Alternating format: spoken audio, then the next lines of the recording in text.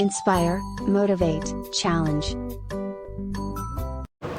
I think you've already told us why you left. So I just wanted to ask, you said a few things already. You talked about, differentiating yourself from other pharmacists and chemists by setting your pharmacy to a certain standard, as you're inspired by, maybe working in JK in the past or things like that.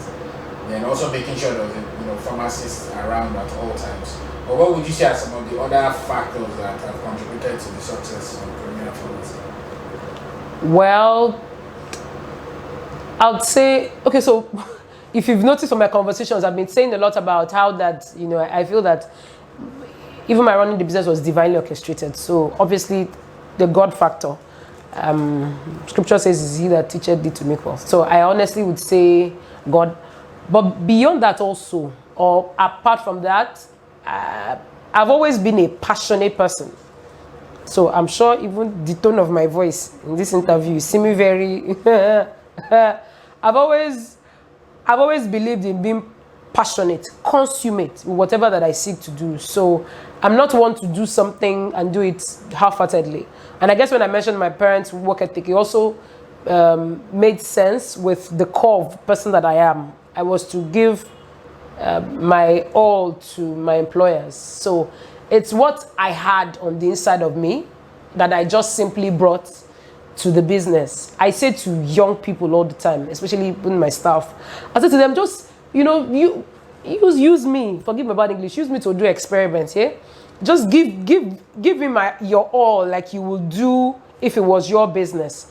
When you're used to giving it your all, that always goes a long way. So passion, I'd say persistence also, even in the face of adversities, because we've had our fair share of adversity in business. Sometimes those things don't look like that on the outside, but there are issues. We've had issues in business, but ability to stay in there is also very important. Not throw it all away and run away.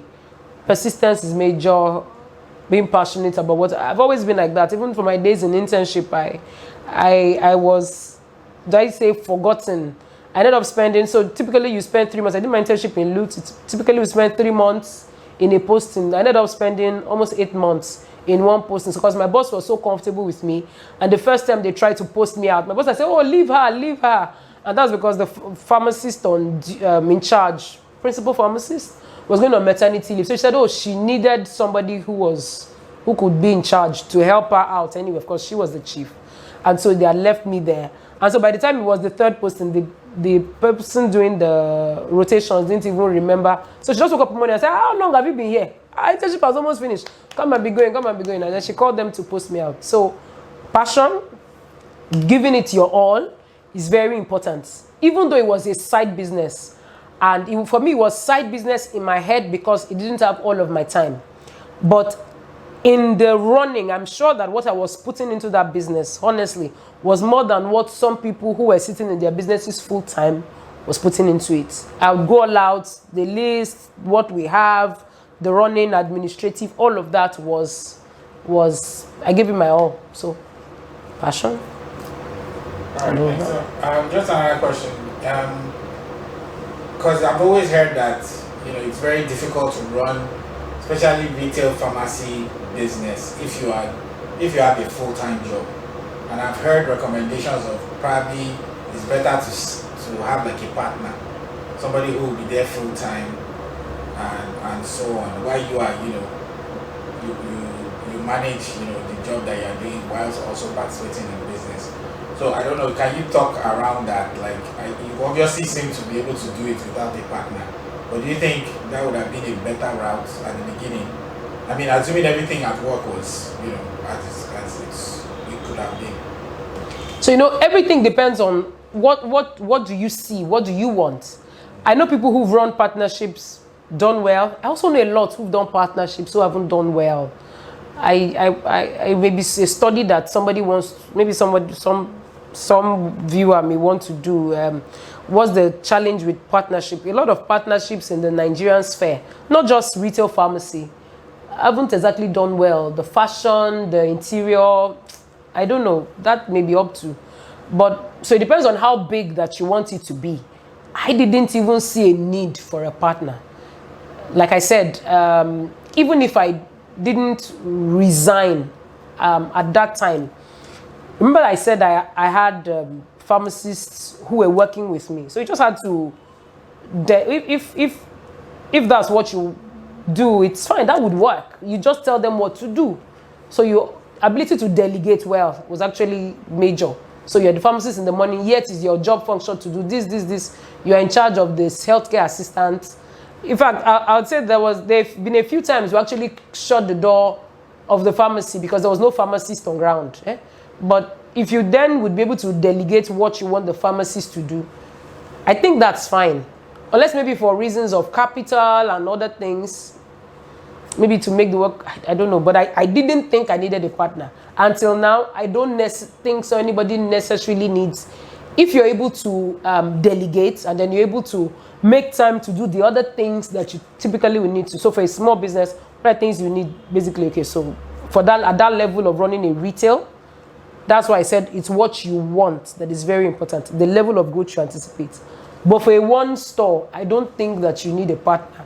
In fact, if anything, you then want to pay the bills of both of you from the business. You'd give the business a headache. That's a struggle.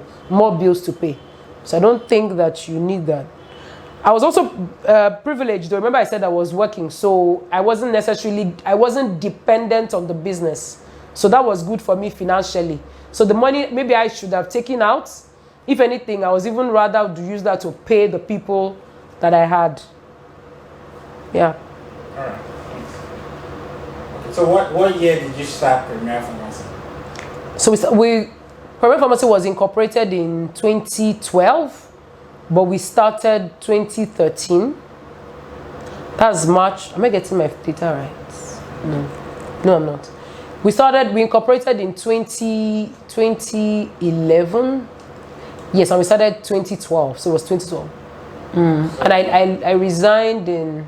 Okay, so I was there for like 2 years. Yes, I resigned March 2014. The conflict of interest form was the conflict of interest was discussed at the January circle meeting. I can't forget in South Africa. So for me, that was just that. Okay, oh yeah, come and be going. Okay, so you said in, let's say 2013, so roughly about 7. No, 2012 actually. Okay, Started 2012. March 2012, yes. Okay, so roughly about 8 years old now. 8 years now. So you started with one branch in Ajegunle. Yes.